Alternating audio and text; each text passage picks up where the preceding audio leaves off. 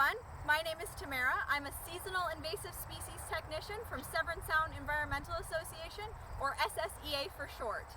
This video is going to teach you about invasive Phragmites and how it causes damage to our communities and what you can do to help the Severn Sound watershed. Invasive Phragmites, also known as common reed, is a tall perennial grass that originated from Eurasia. It is invasive since it does not originate in Ontario and it has damaging effects on the environment and society.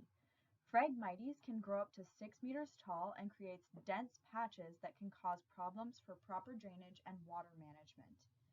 These problems manifest for wildlife and plants and can also affect human recreational activities such as swimming, boating, and fishing.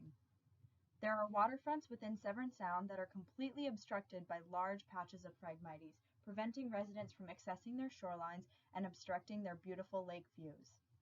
This plant has successfully invaded wetlands, beaches, ditches, and other habitats within the Severn Sound watershed. Now let's look at how to identify it. Phragmites is a tall, hollow grass. When it flowers, it has a feathery flower head. Near the base of the plant, the stem is beige or tan, rigid, and has a sheath cover. Towards the top of the plant, the stem is green and rough.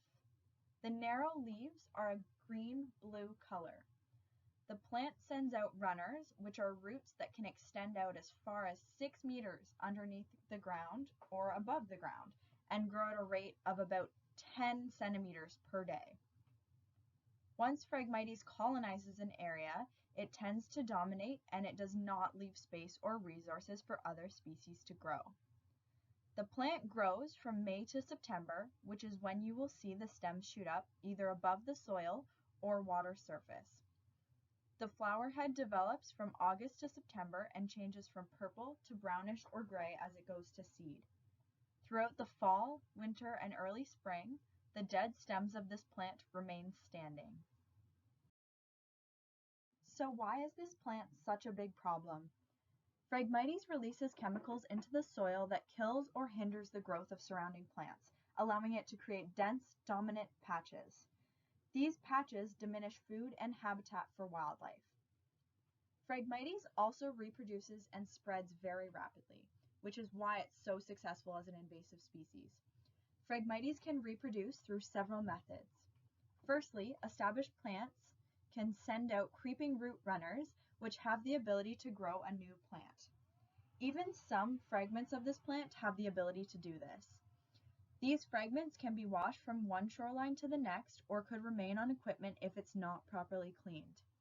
This heavily contributes to the spread of Phragmites to new sites. Another way Phragmites can reproduce is seed dispersal. One seed head can develop up to 2,000 seeds per year. The following best management practices are being successfully used in the Severn Sound area. They should be carried out between May and August. The cut and drown method is recommended for aquatic stands of Phragmites growing in the water. This involves carefully cutting the plant below the waterline, forcing it to drown. It is important to cut both living and dead Phragmites stems, since the dead stems can allow oxygen to transfer to the roots and prevent it from drowning.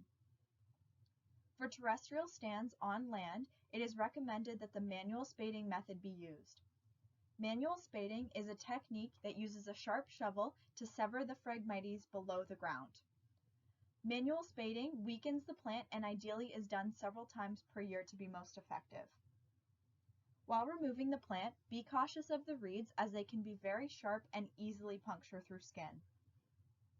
It is also important to note that you should avoid removing or damaging native plants in the area. Ensure that equipment, clothing, and vehicles such as boats are cleaned off when leaving an area containing Phragmites.